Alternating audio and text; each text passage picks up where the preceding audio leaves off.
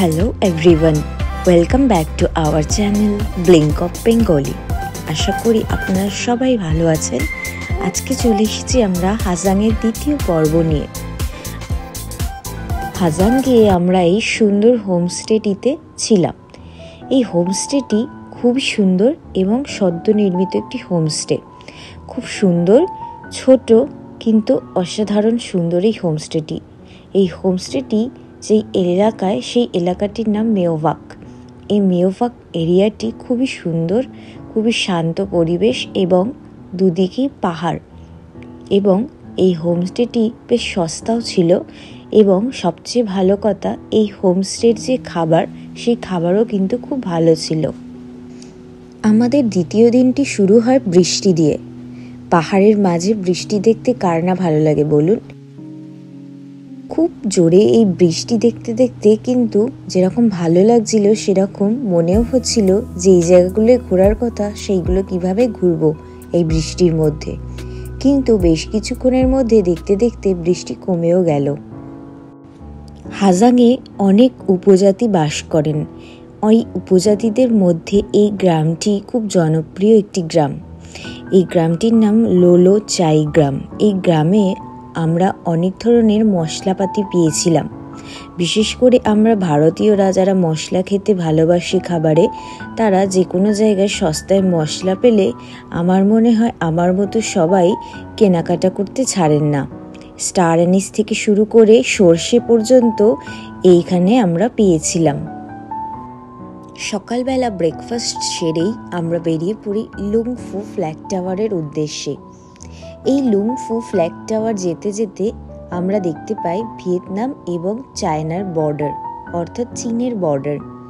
এই চীন এবং ভিয়েতনামের বর্ডারটি এই হাজাংয়ে একটি মাত্র পাহাড়ের ডিফারেন্সে, মানে একটি পাহাড়ের অর্ধেকটা ভিয়েতনাম এবং অর্ধেকটা চায়না।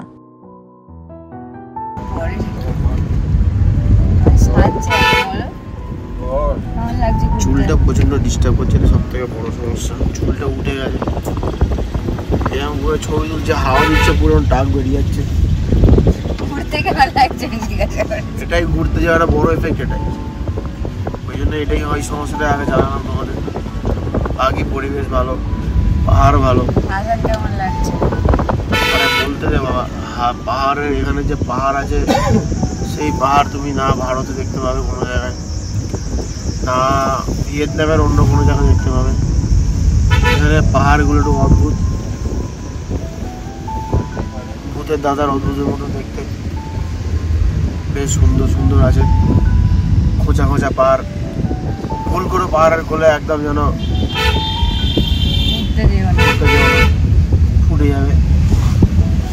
বাকি সব ঠিকঠাক, রাস্তাঘাট ভালো, ভালো ভালো। বেশ হেয়ারপিং মোড় একদম, এখন বাচ্চারা এরকম পুরো একদম। আপনারা যদি হাজাং লুপ ঘুরতে চান, হাজাং লুপ ঘুরতে যাওয়ার জন্য হানয় থেকে বাসে করে হাজাং যেতে হবে, এবং হাজাং থেকে বাই বাইক রেন্ট আর বাই কার রেন্ট আপনারা ঘুরতে পারেন এই হাজাং লুপ। এই হাজাং লুপ কিন্তু ফরেনার্সদের কাছে ঘোরার জন্য খুব একটি ফেমাস পয়েন্ট হয়ে উঠেছে এখন। কারণ আমরা ঘুরতে গিয়ে দেখেছি প্রচুর ফরেনার্সরা এখানে ঘুরতে আসেন, এবং ম্যাক্সিমামটাই তারা চান বাইকে করে ঘুরতে। অনেকে ড্রাইভার নিয়ে ঘোরেন, অনেকে নিজেরা চালিয়েই ঘোরেন। কিন্তু এখানকার রাস্তাঘাট খুবই ভালো, নিজেরাও যদি বাইক নিয়ে ঘোরেন কোনো অসুবিধা হবে না। আজকে আমরা এসেছি লুংফু ফ্ল্যাগ টাওয়ারে। এটা ভিয়েতনামের নর্দার্ন পয়েন্ট, সব থেকে নর্দার্ন পয়েন্ট। দেখতে পাচ্ছ লোকেশনটা খুব সুন্দর, পাহাড়ে ঘেরা। আর ঠিক এই পাহাড়গুলোর পিছনেই চায়না। আমরা আসার সময় চায়নার বর্ডারও দেখলাম, একটা পাহাড়ের অর্ধেকটা ভিয়েতনাম, অর্ধেকটা চায়না। এখন আমরা 200 সিঁড়ি উঠেছি মাত্র। এখনও যতদূর আমি গুগলে দেখেছি, এখনও প্রায় 1000 খানিক সিঁড়ি বাকি আছে। জানি না উঠতে পারবো কি না, দেখা যাক। চলো যাওয়া যাক, এখনও অনেকটা যেতে হবে।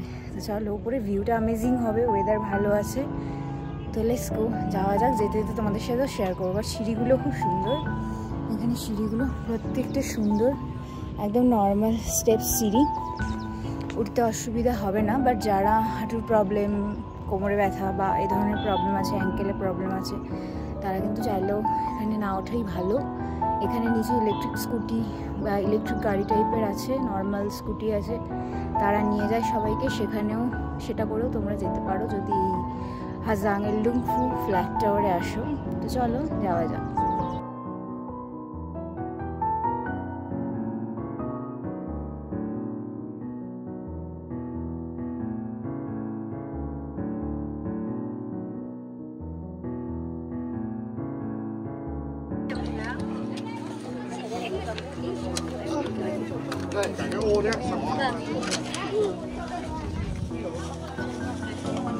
কেমন লাগলো সিঁড়ি উঠে? 600 সিঁড়ি উঠে খুবই ভালো লাগলো। তবে পরবর্তীকালে মানে যেটা দেখলাম উপরে ওঠার পরে যে গাড়ি নিয়ে যারা উঠছিল ফেসে গেছে, মুড়ি হয়ে গেছে। 200টা সিঁড়ির জন্য গাড়ি নিয়ে ওঠা, আবার 200টা সিঁড়ি 200 না 300 ছিল ওখানে, 323। 200 300 একই ব্যাপার, কাছাকাছি। এ ভাই উঠে বসিস না ভাই, উঠে বসিস না রে, মা আমাকে মারবে। উঠে বসে পড়েছে, কোথায় বয়রন নেই। এই যে অবশেষে ফ্ল্যাগ টাওয়ারে চলে এসেছি। মোটেই 1200 সিঁড়ি নয়, উঠতে নামতে হয়তো 1200 সিঁড়ি। কেমন লাগলো বলো উঠে? ভালো, তো হাঁপিয়ে গেছি, আমার চুলে ঠিক করে চুলটি ঠিক করে কলা হবে, কলা জুস লাগলো এসে একটু হাঁপিয়ে গেছি। হাই গাইস বলে, হাই গাইস, না হাই গাইস পরে বলবো। Hi guys. এখানে হচ্ছে নামে 1200টা সিঁড়ি, 1200 সিঁড়ি কিছুই নয়। এখানে সব নিচে ছবি উঠে এত হাঁপিয়ে গেছে, তুলে যাচ্ছে। নিচে হচ্ছে কি বল ঠকানো কারবার চলছে, মানে 1200 সিঁড়ি মোটামুটি যারা 300 সিঁড়ি উঠতে পারবে তারা 600 সিঁড়িও আরামসে রেস্ট নিয়ে উঠতে পারবে। নিচে আরামসে জায়গা আছে, রেস্টুরেন্ট আছে, খেয়ে দে বাকি। তোমরা যারা আসবে এই যেন মোহতে পা দেবে না, প্রথমেই বলে দেবে গাড়ি করে যাও। বয়স্ক তারা না আসাই ভালো, বা যাদের হাঁটুতে কোনো পেন আছে, অ্যাঙ্কেলে পেন আছে, ব্যাক পেন আছে, তাদের না আসাই ভালো। কিন্তু যারা নর্মাল সুস্থ স্বাভাবিক তারা আরামসে আসতে পারবে, কোনো ব্যাপার আপনারা ভিয়েতনাম আসুন। ওইটা হচ্ছে লোলোগ্রাম, ওই যে দেখছিস ওইখানে আমাদের নিয়ে যাবে লোলোগ্রাম।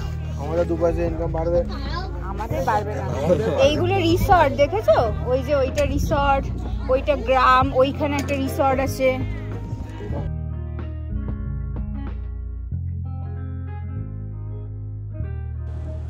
এই লুংফু ফ্ল্যাগ টাওয়ারের একদম টপে যখন আমরা উঠেছিলাম তখন রীতিমতো দাঁড়ানোর জায়গা ছিল না, এত ভিড় ছিল সেদিন।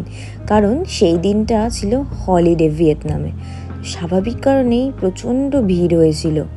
কিন্তু এই যে ভিউ পেয়েছিলাম আমরা এই লুংফু টাওয়ার থেকে, অসাধারণ সুন্দর। এবং এইখান থেকেই আমরা দেখেছিলাম পাহাড়ের গায়ে অনেক হাওয়া কল লাগানো আছে।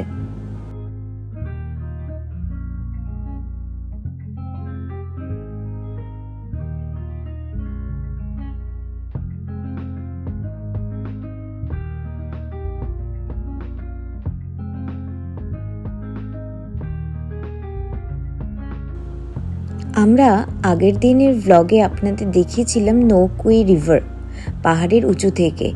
এই সুন্দর নো কুই রিভারে এবার আমরা যাব আজকে বোটে করে ঘুরতে। এই নো কুই রিভারটি আমার দেখা ওয়ান অফ বেস্ট রিভার, খুবই সুন্দরের জলের রং এবং নদীটি খুবই সুন্দর, অসাধারণ সুন্দর লেগেছে আমার এই নদীতে বোটে করে চড়তে। তো চলুন আস্তে আস্তে পাহাড়ের ঢাল বেয়ে নেমে চলে যাওয়া যাক নো কুই রিভারে।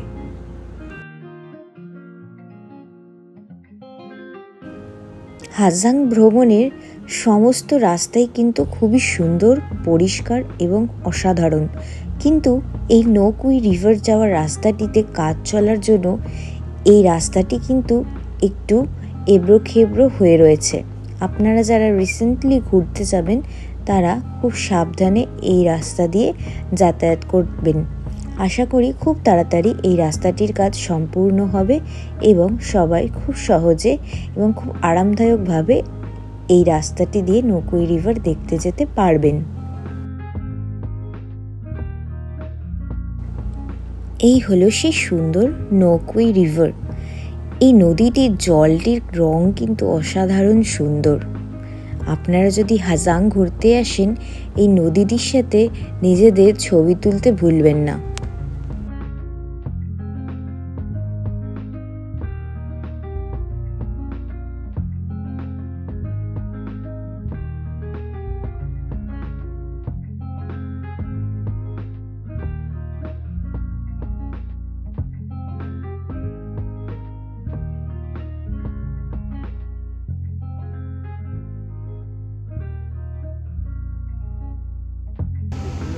আজকে আমরা চলে এসেছি একটা রিভারে, নৌকুই রিভার হাজাংয়ের। এইখানে পিছনে রিভারটা আছে, রিভারটা ড্যাম দিয়ে আটকানো আছে, এটা ড্যামটা দেখা যাচ্ছে। পাহাড়ের লোকেশন, পাহাড়ের পিছনে নদীটা দেখা যাচ্ছে। এখন আমরা এই নদীর মধ্যে যাব বোটে করে। চলে যাওয়া যাক।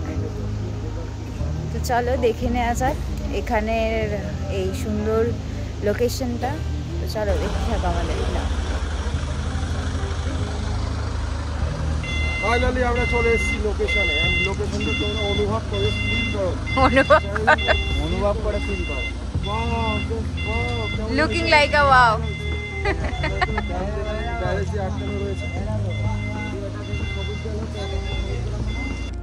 পাহাড় রৌদ্রোজ্জ্বল হলে যেরকম সুন্দর লাগে, বৃষ্টি হওয়ার পরে পাহাড়ের গায়ে গায়ে মেঘ জমে থাকলেও তার থেকে যেন বেশি সুন্দর লাগে। আমরা যেদিন ঘুরছিলাম সেদিনকেও এই পাহাড়ের গায়ে গায়ে যে মেঘ ভাসছিল সেটা দেখতে কিন্তু অসাধারণ লাগছিল। আপনারা যদি এই রকম দৃশ্য দেখতে পান আপনাদের কেমন লাগবে জানাতে ভুলবেন না কমেন্ট বক্সে। এর আগে যত পাহাড়ি নদী দেখেছি সব পাহাড়ি নদীকে দেখেছি দুরন্ত, চঞ্চল, কিন্তু এই প্রথম আমার দেখা কোনো পাহাড়ি নদী যাকে দেখলাম খুবই শান্ত, স্নিগ্ধ, কি সুন্দর পাহাড়ের মাঝ দিয়ে বয়ে চলেছে। খুবই ভালো লাগছিল বোটে করে এই সুন্দর নদীটি উপর দিয়ে যেতে। শুধু সুন্দর নদী নয়, নদীটি এত শান্ত, এত স্নিগ্ধ।